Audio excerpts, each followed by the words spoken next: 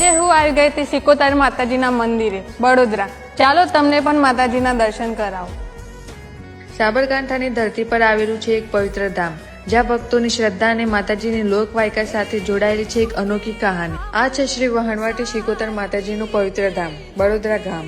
કહેવાય છે કે વર્ષો પહેલા રણાસન તરફથી આવેલા એક સમાજે નદીના કિનારે તળાવ નાખ્યો હતો. તે સમયે તેમની પાસે માતાજીની એક ટોપલી હતી. એક રાત્રે ભારે વરસાદ પડ્યો અને નદીમાં પૂર આવ્યું. લોકો પોતાના જીવ બચાવવા બહાર નીકળ્યા, ત્યારે માતાજીની ટોપલી નદીમાં વહેણમાં વહેતી ગઈ. ટોપલીમાં 2 જ્યોત પ્રજ્વલિત હતી. આ અદ્ભુત દ્રશ્ય જોઈને ગામ લોકો પણ ટોપલીની સાથે કિનારે કિનારે ચાલવા લાગ્યા. એક જ્યોત નાના ગામ પાસે સ્થિર થઈ, જ્યારે બીજી જ્યોત બડોદરા ગામ તરફ આવી. લોકવાયકા મુજબ અહીં માતાજીએ પોતાનું સ્વરૂપ પ્રગટ કરીને કહ્યું, હું વહાણવટી માં છું. ગામ લોકોએ માતાજીને ગામના રખોપા બનાવીને પ્રાર્થના કરી અને ત્યારથી અહીં માતાજીની શ્રદ્ધાપૂર્વક પૂજા થતી આવી છે.